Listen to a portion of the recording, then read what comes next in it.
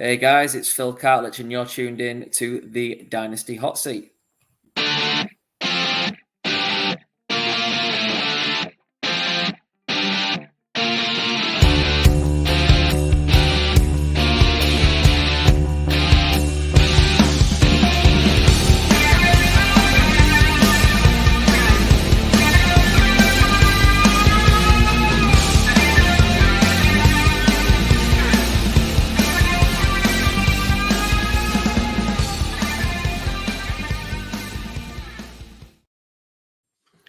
Yes, hello everybody, and welcome back once again to the Dynasty Hot Seat, the only Dynasty show out there that is a certified inferno. And today we're back. We got Phil on again, guys. Phil, the first guy on the show this year to go through a 2024 mock draft. He's back with an updated list. Phil, it's great to see you, mate. How you doing? Yeah, very well, mate. Thanks for having me back. Feels like we're kind of bringing it full circle. So obviously the first time out was the way too early one, all the way back at the beginning of October, and now here we are, draft week, man. And let's have a look at what we know now compared to what we knew then, and see how it affects that kind of mock draft. Yeah, I can't wait to get into this and to see the differences between what we knew then and what we know now. But before we get into it, Phil, you just want to tell everybody where can they find you these days? What kind of work are you up to? Obviously, you're part of the amazing Wildcard Devi team, right? Yeah. So on X, obviously at Wildcard Devi, college football never stops, recruiting never stops, Devi never stops. The same way Dynasty doesn't. We're just looking at it from that lens of college football and the NFL kind of landscape. Jack's done an amazing job in our absence. Kind of the last couple of weeks, he put a great show out there on looking at campus to Canton leagues. If you've not checked it out, go and have a look. It was absolutely superb.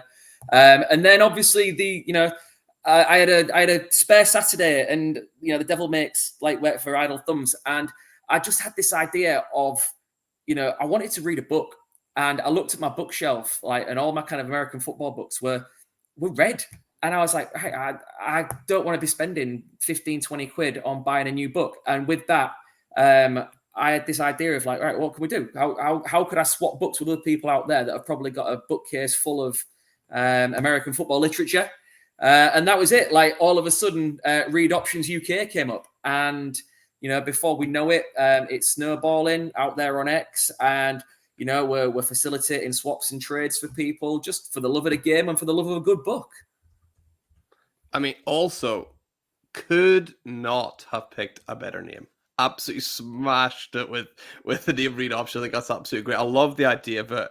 Just that incentive of, not wasting things. You don't want things sitting there on the shelf. You've already looked at them. I think there's enough people that want to learn enough about it. And yeah, why waste things just to sit there whenever you can share the wealth and share all that knowledge? I think it's a brilliant idea. So if you've not already, check out that Read. Where is the exact address? Is it at Read Options? Not quite at Read Options, is it? It's Read Options _UK.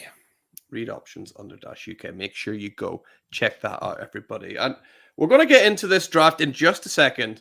But Phil, I've got a different first question for you compared to the other people I've had on the show. Because I've already asked you, what do you notice about this class? So I'm going to ask you something else instead. What has changed since October, all the way back? Oh no, since October, wasn't it? It was October since we did this first draft. Yeah. What has changed from October to now about your perceptions of this draft class?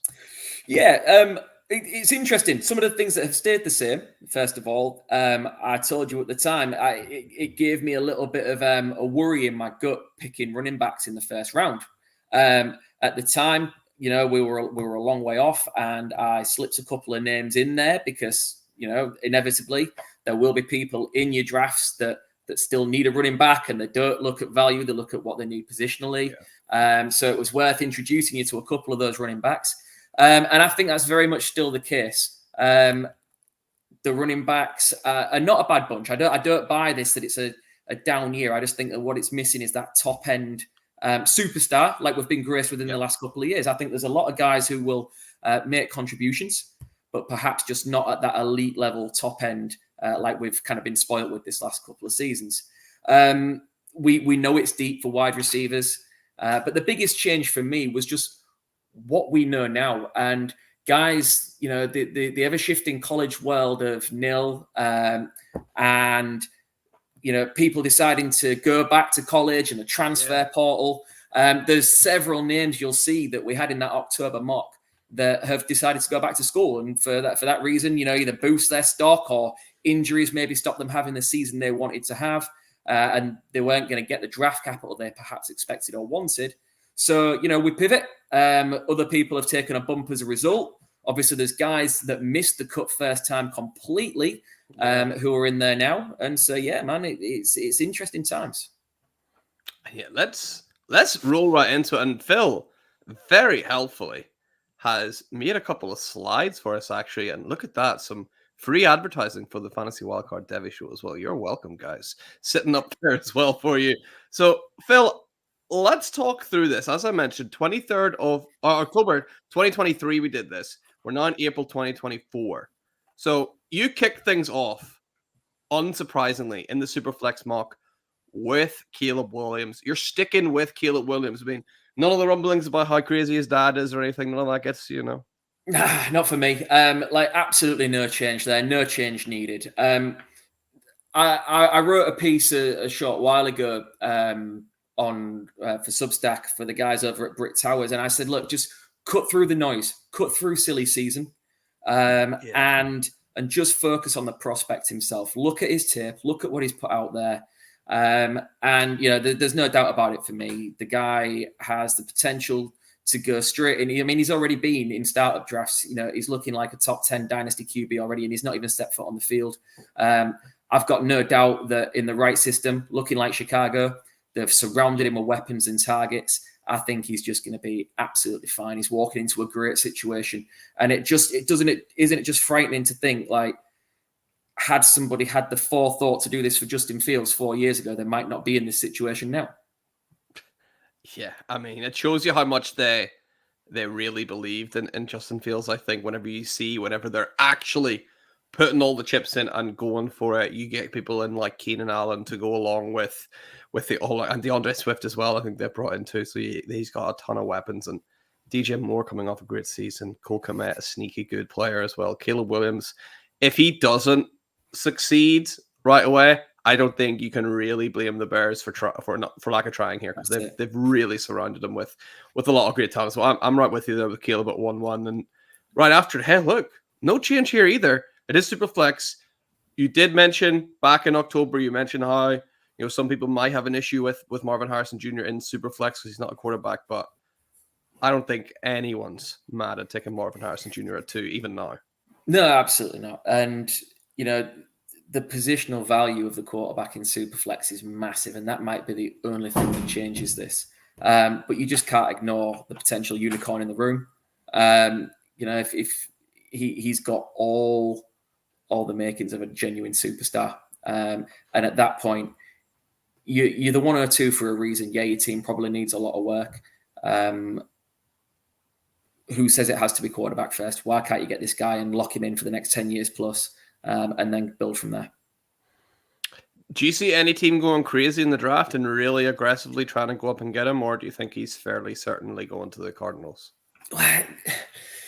Funnily enough, I was talking about this with a couple of lads in one of the UK Ravens group chats earlier, and the sensible thing in this class says the Patriots at 3 don't have to go anywhere. And with the quarterbacks available, they should go quarterback. But I look at the state of their roster. I look at the state of their depth chart and just say, are they, for me, they're in the polar opposite position as Chicago to bring a QB in and have him be successful straight away. They've got nothing. Their entire offense is a shambles, void of skill player talent. The offensive line is wobbly at best, kind of held together by Cole Strange and Michael Onwenu. And I just feel like they could take any skill player at the 103 and improve their situation and wait another year for a quarterback, because to me, they're just not ready. But otherwise, I think it's a lock that he goes to Arizona at 4. Does that change anything for you if Marvin Harrison does go to the Patriots with Jacoby Brissett throwing him the ball? Does that change it if, say, like, Malik Neighbors goes to the Chargers with Justin Herbert throwing on the ball. Does that change anything for you with Marvin Harrison? Nah, because he's going to be a target hog. He's going to be the only person that gets those targets, and the workload should see him through, even if it isn't like the amazing production you want straight away in terms of scoring. He's going to get any PPR targets, and like I said, he'll win. He will win. He's that good. Yeah, absolutely agreed. He is absolutely that good. And hey, the first change back in October, you had Drake May going at the 103. It's now Jaden Daniels. Talk to me, Phil. Why the move? Why bump Jaden Daniels all the way up? Of course, the season was not finished whenever we were chatting back in October. So what did Jaden Daniels do between October and now to bump him up? Yeah, I mean, it's mad, isn't it? Like last time we did 2 full rounds and Jaden Daniels didn't make the cut. Full stop. And we had a conversation about why. And the argument at the time was, well, listen, he started like a house on fire, but we'd not seen it when he was at Arizona State. Yes, there were signs of progress at LSU, but how good was he? Was it a kind of circumstance of the schedule? I just said I needed more. Well, my God, he showed out. It got better and better as the season went on. The second half of the schedule, he was putting up. I've heard you refer to it as video game numbers, and I completely agree. It was like playing Madden on rookie mode, wasn't it? He just went absolutely bananas. There's games where you're looking at it going, hang on, he passed for that many yards and that many, and he ran for that. That's not all in what. Right. Okay. And yeah, listen, for me in fantasy, I think his upside and his ceiling is superb. Do I think he's the safest play immediately? No. But the upside is there. And with that skill set, if he lands in the right situation, what's to stop him making a push at the QB1 overall with that skill set? Yeah, it's the same as like the chats we had about Anthony Richardson last year. He has the tools available, that rushing ability there to be that quarterback one overall in terms of like a scoring finish. Whether he ever gets to, dynasty running back one, or running back was that sort of a Freudian slip there with running back, quarterback one overall. Maybe he doesn't have that longevity, but yeah, he's someone that can score you an absolute metric ton of points. So for you, was this more Jaden Daniels emerging rather than Drake May falling off? Absolutely, and you'll see we've not got long to wait for Drake May's name to be called. But I just think, again, at the 103, you're in that position because you are void of talent at that position, so swing for upside. Yeah, absolutely. So let's go from 103 to 104. And back in October, we had Brock Bowers in there at 104. And yeah, you're right. We don't have to wait long for Drake May. He's at the 104. So still, you're still in on Drake May for sure, right? Yeah, without a doubt. And there's a couple of drafts coming up where I've got the number 4 slot. And if he falls to me at 4, I am absolutely delighted. He's about as safe a 104 as you can get. The floor is high. And so is the ceiling. People keep talking about him as being the safe prospect, but he's actually really athletic. Like when he tucks the ball and runs, like he's coming at you, and he's a big guy. He's going to be good.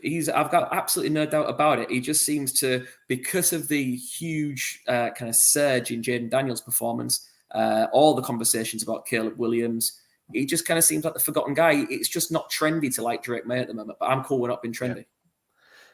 Yeah, absolutely. And Drake May, yeah, you're right. I've said it before, just even a few weeks ago on this very show. I said Drake May seems to be the guy at the minute in this draft that is suffering from prospect fatigue more than anybody else. Would you agree with that? Without a doubt. And isn't it funny, like the lazy player comps to years gone past, like people are comping him to Justin Herbert, but Justin Herbert had exactly the same thing. He was completely just overlooked, and everyone was talking about all the other guys, and then he's come in and been an absolute stud. And I can see no reason that Drake May won't do the same. Yeah, on the Wildcards Dynasty show a couple of weeks ago, I read out Justin Herbert's draft prospect from, I think it was from Mel Kiper. Sounds exactly like Drake May, almost word for word. It's crazy. Yeah, so he's someone to definitely keep an interesting thought about Drake May, actually. Where would you rank him right now in terms of dynasty quarterbacks that are out there. So is he someone right now that you're looking maybe slightly ahead of like a Tua Tagovailoa, or is he around that range or way ahead? That is the sweet spot. I think you've got a cutoff kind of after Dak, where there's a big teardrop. Maybe I'd actually no scrap that because I'd still take Trevor Lawrence, I think. But then you've kind of got around Tua before you get to your safe, steady managers like your Jared Goffs. I think Drake May just kind of slots in around there, around that kind of Tua Goff level. Yeah, that's exactly where I've got him too. So let's see who's sitting at 1-5. And no change for you. It's Malik Neighbors out of LSU. I mean, we waxed lyrical about him last time, but what have you seen even from October till now and the rest of that college season? What else did Neighbors show you that you were impressed with?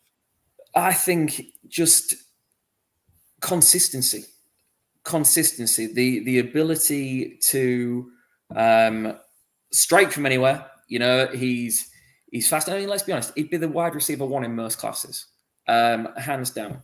And you know, he's got speed, yards after catch. He's a home run threat from anywhere on the field. And plug him in, watch him go. Don't ask him to do too much that he's not comfortable with. Just stick to what he's good at, and he'll be lightning in a bottle. He's somebody that, yeah, you mentioned it already. Like, what if he went to the Chargers? That would be a hell of a fit. Yeah, I'd love to see him going there. I think the Chargers are going to break everybody's hearts at 5, though. I think they're going to take someone like Joe Alt, just looking at who Harbaugh is. But I would love to see it, but I'm sort of apprehensive. For you, though, Neighbors, like Harrison, are you thinking don't really care where he goes? He's one that I wouldn't want at the Patriots. Like, not that I can see the Patriots going for him at 3, but if the Patriots say traded back and let someone come in for a quarterback, I wouldn't want him to go there. And God forbid, we keep talking about him going to the Chargers like as a great situation. I don't want him to be a Giant either. That's seriously knocking like where he's going to be and what he contributes immediately. But no doubt about it, like long term, he's going to be sound. Yeah, absolutely agreed with you. I think what brilliant value at the 105 to get someone like a Malik Neighbors is absolutely great. So moving on to the 1-6. Now you had Travion Henderson in there at 1-6. He is no longer even coming to play in the NFL next year. He's going to be the RB2 over at Ohio State behind Quinton Judkins. That's and it. You've decided to sub in Brock Bowers here at the 106. Talk to me about Brock Bowers and what makes him so special. Even in a class full of special players, Brock Bowers still stands out. Yeah, like considering he's supposed to be undersized and considering he's not supposed to be that kind of profile tight end, watch him block. Like, and I know that's not the sexy bit, that's not the bit that scores fantasy points, but it's the bit that gets tight ends on the field every single down. And he blocks with the best of them. Like, he's fierce. And then just the way he moves, like cuts like a wide receiver. He'll do all the dirty work between the hashes. He's just so quick and decisive. He's a treat to watch. And I really, really happy I broke my rule for drafting Devy tight ends, and I've got him in a couple of places coming into leagues, and I'm so excited because they're going to use him like a wide receiver wherever he goes. He's like having an extra wide receiver on the field as well, and yeah, he's going to be money. He's going to be money. I just wonder. You could make an argument. I had him at 4 in that last one and 6 in this one. You can flip these guys around 4, 5, 6, depending on what you need and not feel too bad about it. I just feel like the quarterbacks have kind of got that bit more value over the wide receiver and the tight end, which is why I've put it how I have. But they're elite prospects, and you know they're going to win you games. If you end up with one of those at 4, 5, or 6, you're laughing in any order you take them. He's so good that the only real time I've ever seen this happen before, it was actually with, just last year with Bijan Robinson, where people were saying Bijan was the running back 1 before he even played in the NFL. A lot of people saying Brock Bowers is already the tight end 1 overall in Dynasty before he's even played in the NFL. And while that's maybe a bit of an extreme statement, you can't say you don't see why people are saying it either, right? No, without a doubt. I mean, look, right now everyone's high on Sam Laporta. Sam Laporta is going mid to late second in most startups in a tight end premium draft. And I'm not here to knock Sam Laporta at all. I think he was an absolute revelation last year, but his stats were boosted by 10 touchdowns. He's still going to compete with Amon-Ra for targets. And what's to say the Lions don't go and look to add another weapon this year? They're in a position that seems to be in a sensible range to do so. Like, there's nothing to say that Laporta will hit those heights again. I mean, I sincerely hope he does. But Bowers will be walking into a situation where he already does a little bit of everything. And you've seen it. One of the reasons, another one of my favorites in this draft class, Lad McConkey, could get open as much as he could in that Georgia team was because it was the tight end in Bowers who was taking the double teams. And they still couldn't stop him. Exactly, yeah. So it's kind of like, and the thing you kind of touched on it earlier, the thing about, his size. It's like, well, Bowers has been playing now in that Georgia team for not just this year. It's not like he's just had 1 year. He's had a couple of years in that Georgia team playing against and doing incredibly well against what are now NFL corners, safeties, linebackers. So if the size wasn't an issue then, I don't see why it's going to be an issue all of a sudden when he gets to the NFL. And it's also not like he can't get bigger either. Exactly. But I think if he piles too much on, you lose the bit that makes him really special, and that's the elite speed for a tight end. But yeah, you're right. And he holds his own in blocking. Like I say, watch him block, and he's no slouch. Yeah, absolutely. And before we move on to 107, guys, we're about 20 minutes into this video. If you made it this far, hey, how about hitting that like and hitting that subscribe button if you're enjoying the video? If you're not enjoying it, keep that to yourself. Let's move on to pick number 7. Now here we see again, Emeka Egbuka was your choice back in October. He is going back to Ohio State. Actually, Phil, we discussed then, and we thought maybe the best idea for him would be to go back to Ohio State. So I think he has made a good decision going back there. So you've gone in, you've replaced him with Rome Odunze out of Washington. I just love Rome Odunze. I think he's absolutely brilliant. Talk to me about him. Yeah, so Rome Odunze's season this season was everything we'd hoped Emeka Egbuka's season would be. He played as an alpha wide receiver in a talented group, a similar situation at Washington to what it was at Ohio State, some elite wide receivers in that wide receiver room. And he led the show. And he just makes everything. I wrote some notes for myself earlier, and I tried to go with the whole alliteration. I've gone with the 3 C's: consistent, clutch, and cool. He makes everything look so effortless. He glides. He the way he eats up the cushion against the corners, like he just glides and eats that space up. His cuts are effortless. Like the way he dips his hips and moves, it's an absolute treat to watch.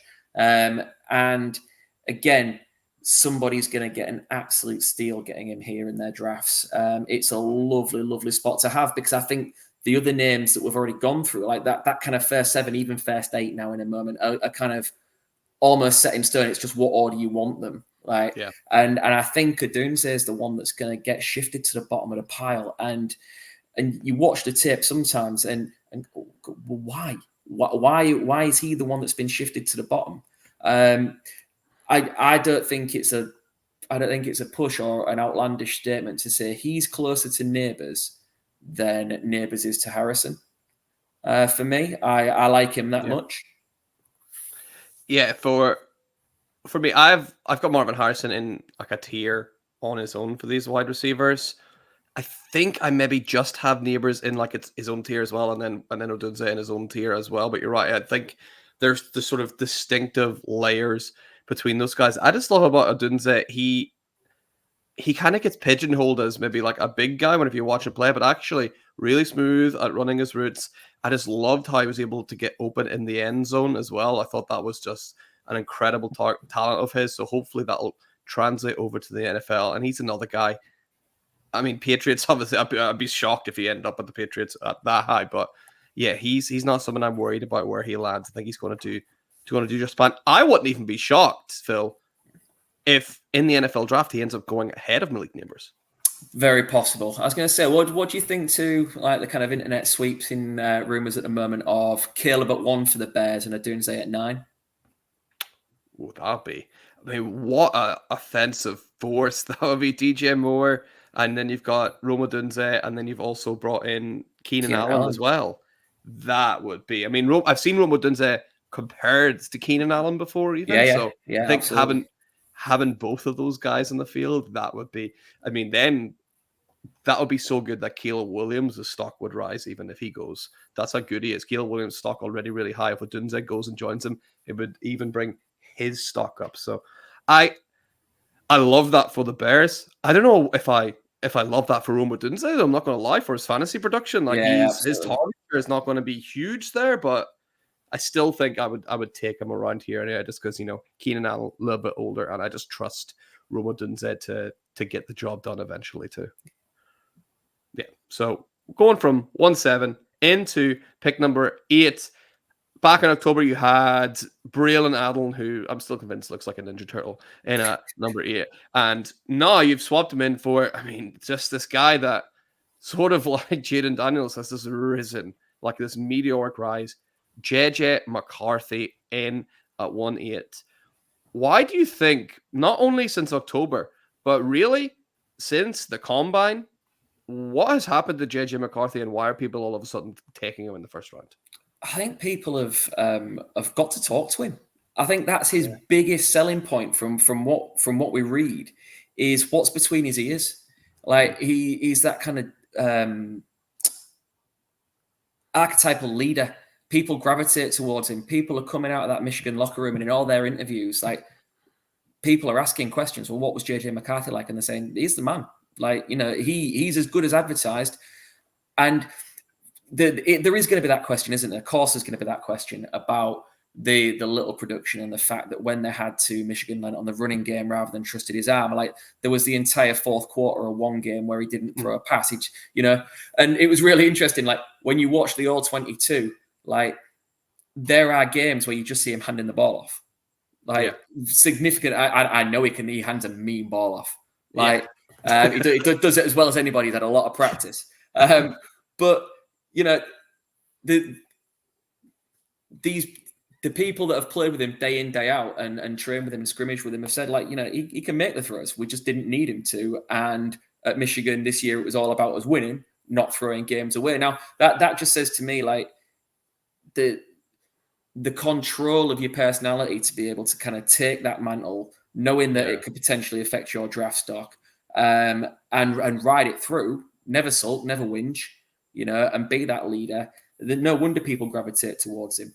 But it ultimately does leave the question, doesn't it? Like, can he at the next level put a team on his back and win games? Will he be a dynamic fantasy contributor, or is he going to be a game manager? Now, you look at the kind of career arc of somebody like Jared Goff and say, well, actually, if he could do that, well, then he's going to be a great super flex player for a long time.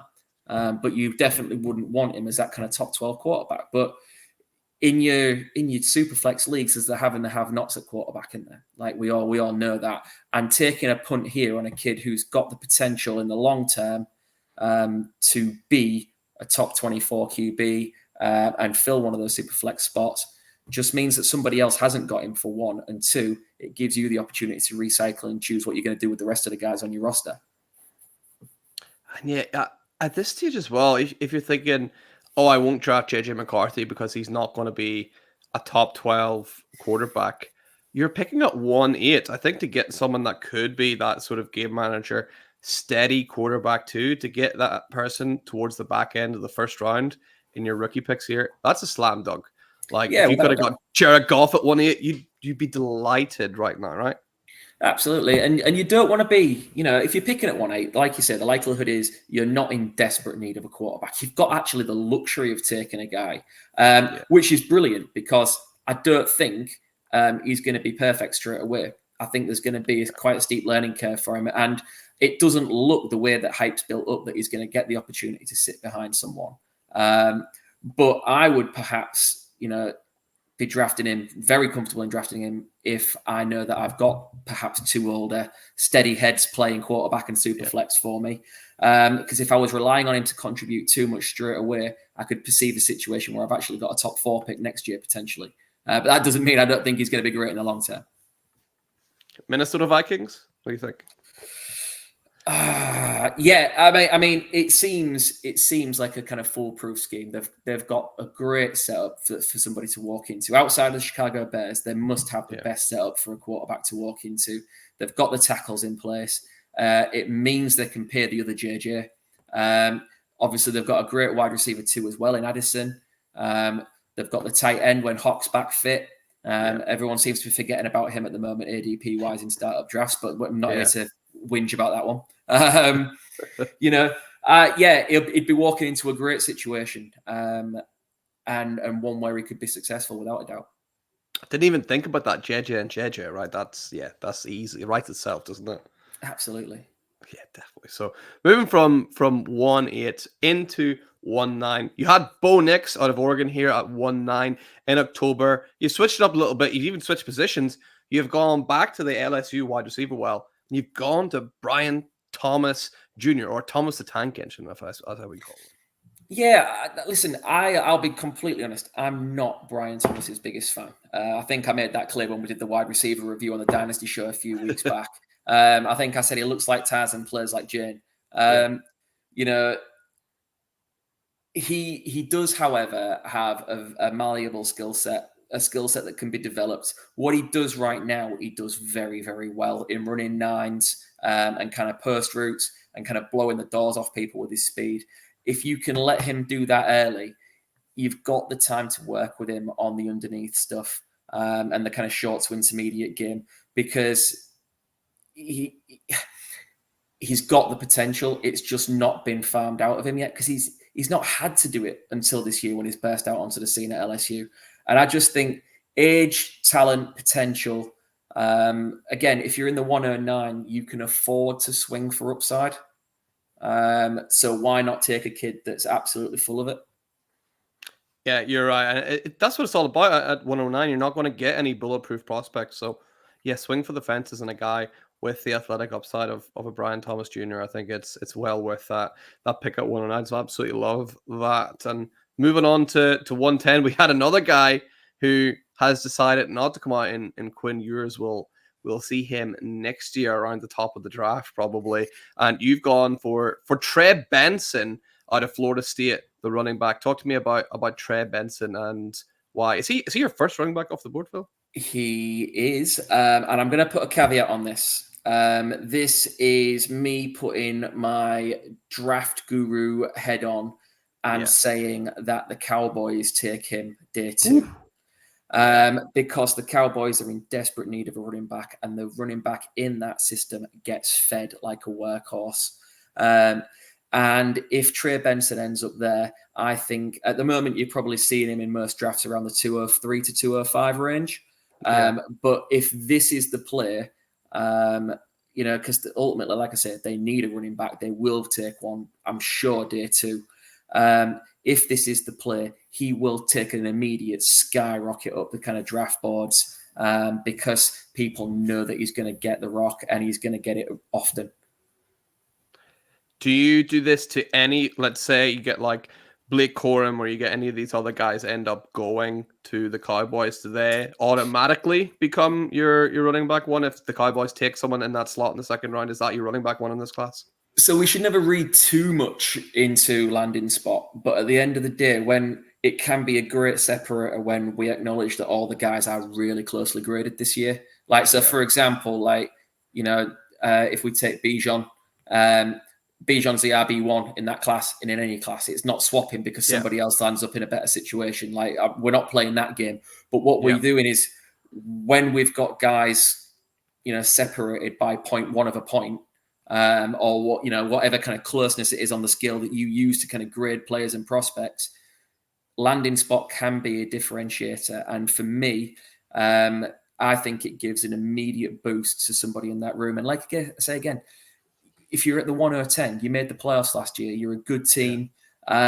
You just need the boost of some immediate production. And do I love him? No. Do I think he's the perfect prospect? I don't think he's the best running back in the class. I think he's going into it healthy, which is the big separator from the guy I think really is the best running back in the class. And yeah, like I said, he's going to get fed. He should be well rested. He should be really well rested because he went missing in the second half of the season for Florida State when they needed him most. After Jordan Travis went down, they really needed to lean on him, and he never kind of broke out in the way that we hoped he would. But he's got a 3-down skill set, and I can just see this falling into place. So it's based on that, really. Yeah, he's in a tier of 3 for me, right at the very top, and I think I'd just take whoever gets the best landing spot of him and Brooks and Jalen Wright as well, who we might get to later. I don't know. I've not seen the full list. We might get to Jalen Wright later. Who knows? But you had Xavier Worthy sitting in at 111 this time, not this time last year, this time last October, and now you've swapped up Ladd McConkey, who you mentioned earlier. What has Ladd McConkey done to bring you all the way up? I suppose get healthy and start playing. That helped. That absolutely. Listen, McConkey is my guilty pleasure in this class. If this is higher than other people are taking him, I'm fine with him, because if I'm picking at the 111, I mean, there's no way he's coming back to me. And there's always that certain time, go get your guy. What does it matter if it's 1-2 spots? Go get your guy. And McConkey is my guy in this class. I genuinely believe he's going to be a better pro than college receiver.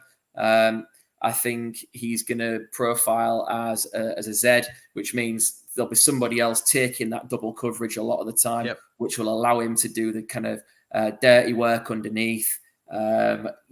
He's not scared of going and getting stuck in that kind of middle part of the field.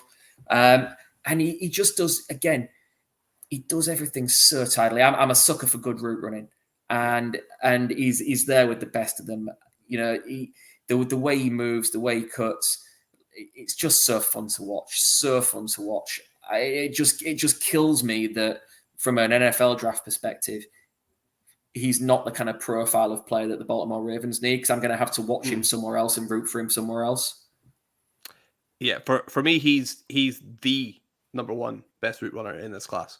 I just love watching him play. I see like little snippets of like a Devonta Smith sometime watching him run routes, which I just love about him. I mean, I'm a sucker for Devonta Smith, so whenever I see little snips like that from Ladd McConkey, I just love it. And in today's NFL, we've seen as they're, without sounding too much like old man yells at cloud, taking away the physicality a little bit, these small guys can win, and they can win by getting open, and Ladd McConkey 100% can get open at the next level. So I love taking him there. I'd pick 111. So rounding out the first round, you had, hey, look at that rocket, Raheem Sanders. What the hell happened to that guy?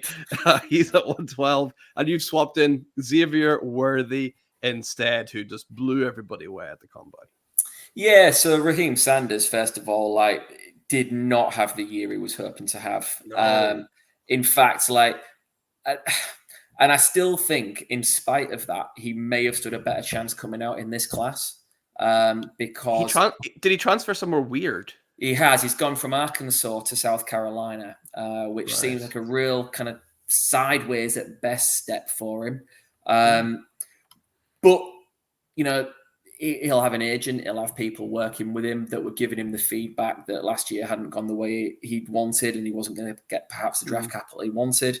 So that decision's been made, and good luck to him. I think he's going to get well and truly lost in the shuffle behind some of the really talented running backs in the 2025 class. When's too early to do it? Too early for 2025, Mark, by the way. Can we do it even before, before the NFL draft? We can get right in. I'm ready to talk about Luther Burden. I've been waiting for ages. But no, listen. Like I said, Raheem Sanders is going to find himself on the outside, looking in potentially in this next crop of running backs as well. So good luck to him. But let's focus on Xavier Worthy. Blew the doors off at the combine.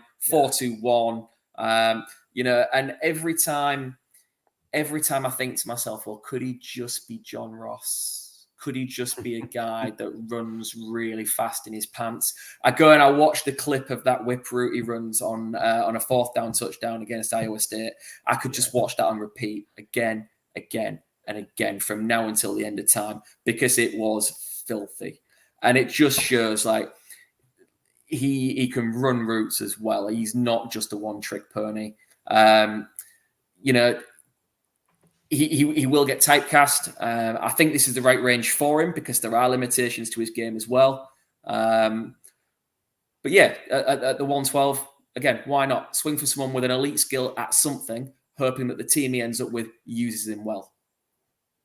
You know, it's weird. The John Ross comparisons only actually come up after he beat John Ross's record. Like, if he ran like a 4.29, nobody would be saying, "What if he's just John Ross?" Like, it'd just be like, "Wow, that's really fast. Good for him. He's a good player. He's a good prospect." But since he beat John Ross, everyone's been saying, "What if he's this? What if he's that?" I think what really speaks to him is that whenever we did this in October, you had him around this spot anyway. You had him at 111. He's now sitting at 112. So he's obviously a great talent and has that, you know, super elite level speed to go along with it as well, which is, you just love to see. I can't wait to see where he ends up. But he's ended up at the back end of the first round for you here, Phil. And as we head into round 2, we're gonna go through picks 201, 202, and 203 in a row, and then we'll maybe focus in on one in particular and you can chat about that player. So let's have a little look at round 2. At 201 in October, you had Troy Franklin. You've decided to swap in Adonai Mitchell. At 2-2, Michael Penix Jr. staying at 2-2. And then at 2-3, you had Blake Corum. You've switched it over and you've gone with Jonathan Brooks. You know what? Jonathan Brooks, haven't really spoken about him too much on the show outside of he's injured. But for me, if Jonathan Brooks wasn't injured, he's the slam dunk RB1 in this class. Without a doubt. Without a doubt. And isn't it funny that, like, we're really mindful at wide receiver of 1 year production and 1 year breakouts. Like, that ends up being a ding on people, and we start saying, well, they've only done it for 1 year. Oh, and we start looking for all these stats that tell us the story we want, right? Yet Jonathan Brooks only really burst onto the scene this year because last year he was buried behind Bijan, he was buried behind Roshan Johnson. So he's only really kind of broken onto the scene this year. But my God, I mean, he was the best back in college football, hands down, before his injury. You know, in the running game, in the passing game, he could do a bit of absolutely everything. And he was looking like a legit talent. And, you know, from what I understand, I'm no medical expert, as I'm sure you know. If you wanted to try it, I could perform surgery and see how it goes. You know, but from what we're hearing, his knee injury was a clean injury. He's hoping, he's already making noises about being ready for training camp, but I think a lot of them say that regardless of, you know, things at this time of season to kind of boost the draft stock slightly. But again, you can afford to wait on him. You can afford to wait on him, stick him on IR, let him get healthy, you know, and when he comes back, he will be an immediate boost to your running back room, no doubt about it. What I love about him is actually, I secretly love that he was kind of buried behind Bijan and Roshan last year and the last few years, because actually he's coming in to the NFL with so much tread still in the tires. He's not like a Najee Harris coming in who was so beaten up already, and that's why we see Najee feeding already in his NFL career. I think he's got tons and tons still to give, which is brilliant for a running back. That's it. You know, get him in. Sit him on your IR spot. If he doesn't play all year, it really doesn't matter to you. Put it in the chamber for next year. Break him out when he's ready. You know, if in case of emergency, smash glass, and he'll come in and he'll do the job for you, no problem. Yeah, absolutely. I agree with Jonathan Brooks. So let's skip ahead and let's have a look at picks 4, 5, and 6 then. So last year at 204, you had Jachavion Sanders, his teammate there at Texas. This year you've swapped in Troy Franklin. Then back in 2023, you had Rome Odunze down at the 2.5. Obviously, he skyrocketed up. You've swapped in Bo Nix for this year. And then back in October, you had Will Shipley, running back out of Clemson, in at the 2.6. And you decided to put in Blake Corum instead. Let's have a little chat maybe about Troy Franklin out of Oregon, Phil, because he's someone he's fallen down a little bit in most people's draft boards, right? Do you think that's because of the combine, or is that more people just moving ahead of him? So there's two things to this, right? First and foremost, he didn't test fantastically, and then secondly, I do think there are still some doubts long term about that Oregon offense and its translatability to Yeah, the NFL. It was a lot of one read, two reads, and gone. Like the very, very rarely looking past the second read, and he did a great job of getting himself open on that first read. But they were they're not scheme touches as such, but there were 1 and 2 step, very quick bang bang plays designed for him to get that yard of space and show what he can do. And I just question its translatability at the next level and whether he can be physical enough to get off press coverage at that next level if he's not the first read. If he's the second, third, crikey, maybe even fourth progression in a play, is he going to be effective at getting open and getting off those blocks? It remains to be seen because he's not been asked to do it. I do think at this stage, he's still a really, really good value at the 204 because he is talented. We've seen what he can do with the ball in his hands. It's just how open he can get. And then again, other guys have stepped up. AD Mitchell has stepped up and is now at the 201 spot. We've talked about Lad McConkey is another one who stepped up above him. Brian Thomas, again, has come out of nowhere to end up above him. People had him as the kind of, had Franklin as the wide receiver 4. To be the wide receiver 7, 8 in this class is no knock on anybody particularly.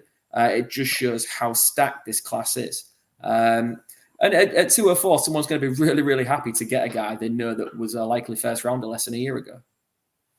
Yeah, this is like someone you could pair up. I'd get Malik Neighbors and Troy Franklin here and completely revamp your wide receiver room in just one draft. You're right. I'm really glad you mentioned that. I was going to say it just speaks to how good this wide receiver class is whenever you have someone like a Troy Franklin who, in a lot of other years would be someone we would see go back end of round 1, getting pushed all the way back to 204. So I love second round picks in this draft, actually. Bit of a shame because I just seem to never have any second round picks for whatever reason. But I love them in this class in particular, getting guys like Franklin. So we've had a look at all the way up to 206, I believe. Yeah, we have. So let's have a look at 7, 8, and 9, shall we? So at 207, hey, there's Trent Benson. He was there in October. You've put Braylon Allen in there this time around. Here we had Antoine Juice Wells. Yes, had him there in October. You've swapped in Xavier Legette. And then we had Keon Coleman at the 2-9, which you have swapped in Jalen Wright. Let's have a chat about, we haven't really spoken about a guy like Xavier Legette who, I mean, I can't quite realize by October if he had started to slow down then, but he came out with like blazes coming out of his heels at the start of the college season. He was leading college in yards, but he kind of tailed off a little bit, right? Yeah, but so did South Carolina. Like Yeah. the whole offense just kind of fell off a cliff towards the back end of the season. Absolutely no fault of his and no fault of Spencer Rattlers, who doesn't make this draft, but is another one that I'm really pulling for. Outside of these kind of top 2 rounds. But one man's opportunity is another man's. One man's loss is another man's opportunity in the instance of these two because they were both playing at South Carolina together. Antoine Juice Wells, anybody who knows me by now knows I'm a huge, huge fan. Absolutely love him from his story to his draft prospects and to the player. I think he's phenomenal. And I do think, side note, I think he's made a great decision to transfer to Ole Miss this year and go play with Jackson Dart. He was banged up last year, which massively hindered his draft stock. He's made the decision to go back to college. He's going to go to Ole Miss. He'll play with Jackson Dart in Lane Kiffin's offense. And I think he's going to have a very, very good season. Watch out for him as a late first rounder, early second rounder next year. They've got Trey Harris as well at Ole Miss. Do they keep him? Yeah, they do. They've kept him. Real nice. That's real nice. But Xavier Legette stepped in when Juice Wells went down and really emerged as an absolute freak. He's height, weight, speed combo, that kind of prototypical boundary guy. What I really like is people think because of his size, he's just going to be a jump ball guy.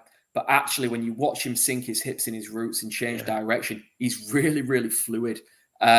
He's got a bit of everything, and he's a name that is so polarizing because I mentioned a few minutes ago, like we hate this idea of fifth year breakouts or one season of production because people have been burnt before. But I saw something interesting on X earlier, and I can't remember who it was. If I could remember, I'd give them the credit for it. But they kind of said, like, why don't you flip this on its head? Instead of looking at, oh, yeah, he's only had 1 year's production, look at it like, who cares that it was his fifth year? He's had a year where he rocked up nearly 1,400 receiving yards in the SEC. Like, that doesn't happen by accident. That happens because somebody is a damn good football player. And yeah, that was at Hotseat Mag said that. By the way, was it? Okay, yeah, I'll give you the credit. No, I'll take it though. Yeah, but it's a really interesting point. Like I said earlier, like that 1 year production scares people because they've been burnt before, but that doesn't mean we tar everybody with the same brush. When you look at his story and you look at the adversity he's faced, if I'm not mistaken, spells have been homeless and this, that, and the other. Him now looking at there's a lot of buzz about him going to the Chiefs, isn't there, Max, at 32? He would be phenomenal, and yeah, I'm really pulling for him, and to get him at 208 feels really, really good. Be patient with him. I think any owner that drafts him needs to know that it might not all click straight away, but you're drafting him in a spot where that's absolutely fine. Take your time with him, look after him. If you've got a decent roster, don't be afraid to stick him on your taxi squad for a year while he figures some things out. He's going to make a difference for you in the long term.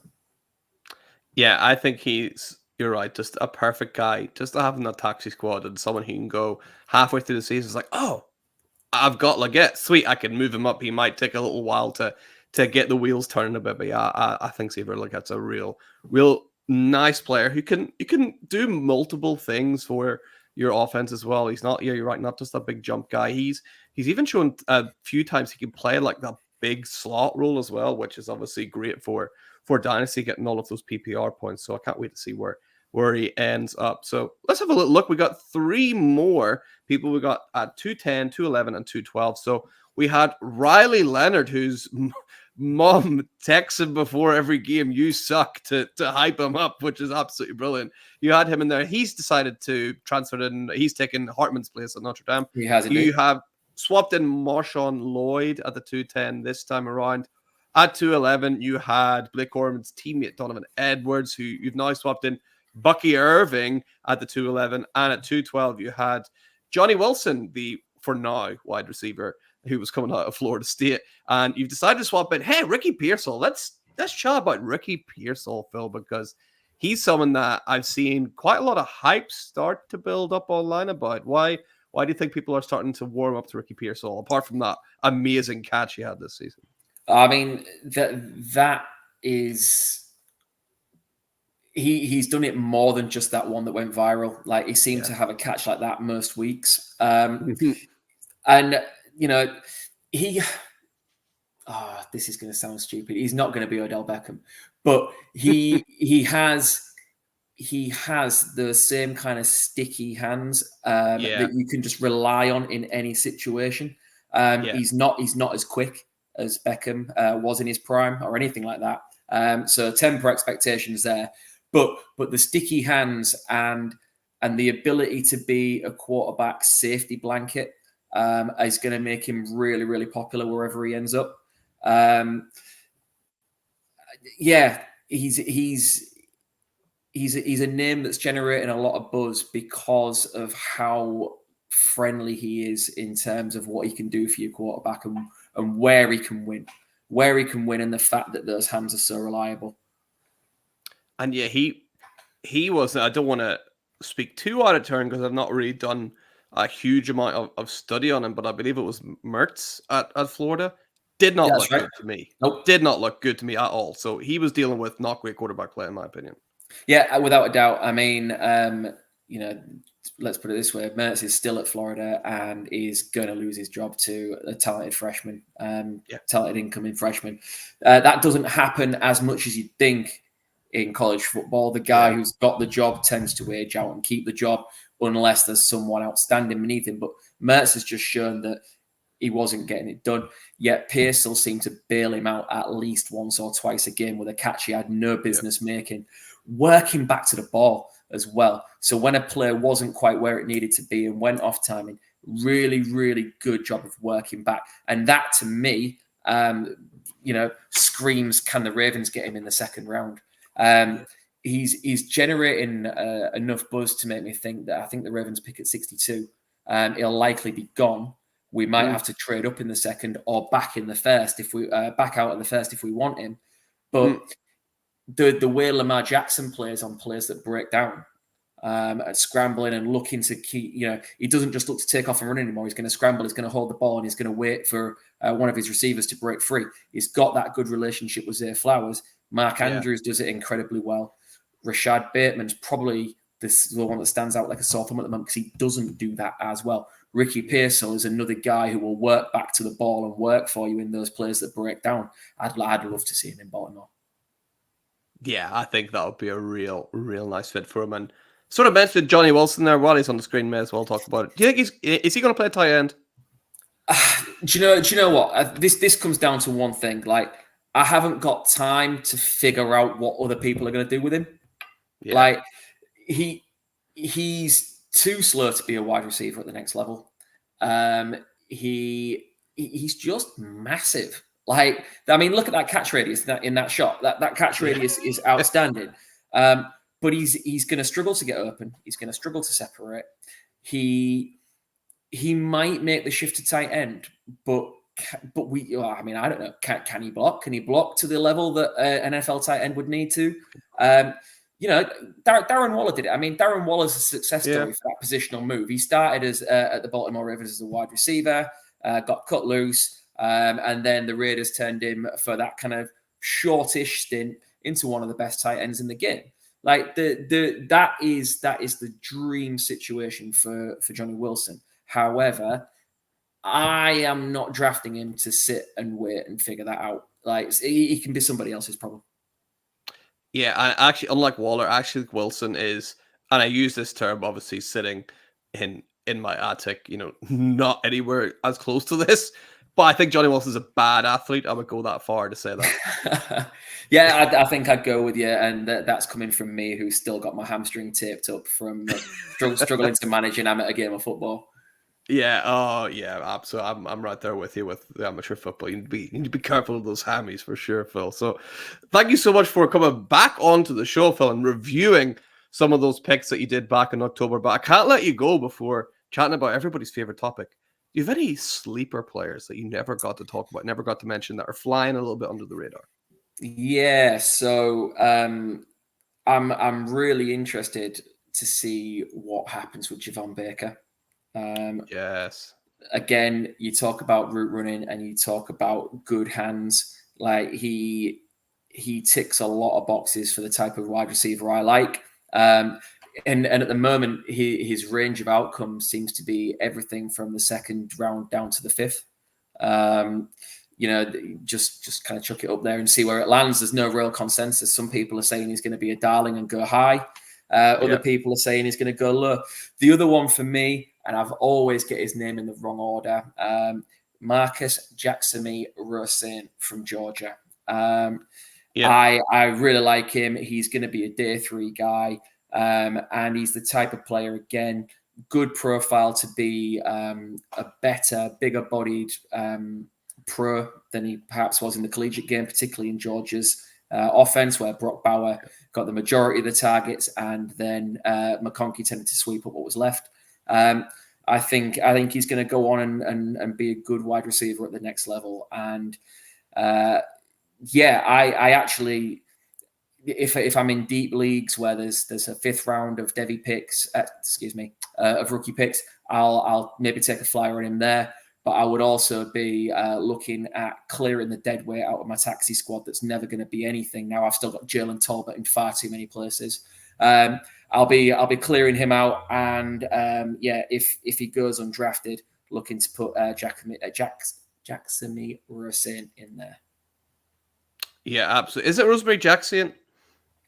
Might be Rosemary Jackson. I'm not sure. Yeah, you're right. You've not got me questioned as well. Have I done it in the wrong order as well? Tell me actually, Phil, while I have you, you'd be a good person to ask. I was recently on another podcast and we were chatting about potential round one wide receivers. That's quite hard to say. My goodness. In the NFL draft, Jermaine Burton's name come up. You're obviously a fan of Jermaine Burton, right? Yeah, big Alabama fan. Again, we get into what people refer to as silly season. Yeah. People are looking for stories. They're looking for reasons to separate players. And all of a sudden, this narrative about him being unreliable, red flags, character concerns, are popping up more and more and more. And I think they're massively overblown. He's played very well at two of the biggest programs in college football, in Georgia and then transferring to Alabama. He transferred to Alabama at a tough time. Alabama lost the class that had Mac Jones, Jameson Williams, etc. They all kind of went to the NFL. And Jermaine Burton came in to lead the wide receiver room. He did it quietly, went about his business, became a reliable target for Jalen Milroe, and really did a good job over 2 seasons. There's then just that sticking point. People want to keep bringing up this issue that happened at Tennessee. Tennessee won in the last moment against Alabama for the first time at their place in God knows how many years, because it doesn't happen very often. Fans stormed the field, as they're prone to doing in college football. And some TikTok personality, is that a thing, a TikToker? Yeah, sure. Kind of had a phone in his face, and whether they goaded him or not is open to whoever you want to believe. But if someone shoved a phone in my face as thousands of people are rushing the field, I'm not condoning what he did. But the story ranges from, did he put a hand in his face to push her away, to did he whack her one? Well, let's put it this way. I can't see for a moment him having smashed a one, because there's no way Nick Saban would keep him around. He didn't even get a suspension. It came to nothing, which says to me the whole thing was blown well out of proportion. And we just seem to be in that time of the season where people are looking for a narrative and looking for another story. He's, again, not the quickest, good hands, good, reliable pass catcher. And he seems, again, to be a forgotten man in the mix and the shuffle of all the guys we've got this year. Yeah, it just shows you, you're right. There's so many wide receivers. There's just tons and tons and tons. And even at the quarterback position, there's some more quarterbacks even that we didn't really get a full chance to chat about today. We mentioned them very briefly, like your Penixes and your Bo Nixes and all these guys. That it's just a great year if you're a rebuilding team, because you can load up on your cornerstone pieces at wide receiver and quarterback. So I think it's a brilliant draft class. And Phil, I just want to say thank you so much for coming back onto the show. I found that super, super refreshing to see how far we've come since October. Can you just remind everybody listening, where can they find all of your work online? Yeah, absolutely. So there's my Twitter, X, whatever you want to call it, at PoshPlaysFF. You can find me kind of pumping out the content for the Wildcard Devi crew at Wildcard Devi. And then a little bit of writing as well that's going on Substack at the moment for the brilliant Simo over at Brick Towers. Doing a lot of stuff for him at the moment. Still hoping to get a few pieces done as well for 5 Yard College as well, part of the 5 Yard Rush team. So really spreading myself to try and get myself out there. So any follows, any likes, all welcome. Absolutely. Make sure you're going over, checking out all of Phil's work. And hey, if you've made it this far and you've not hit that like and subscribe button, that would be absolutely lovely. And second episode in a row, shout out to all you Podbean listeners. I think 70% of all people listening are over on Podbean. So I don't know what you do over there, a thumbs up, a star, whatever. I'll take everything I can get. So how about we do that as well? So Phil, thank you once again for coming on to the show.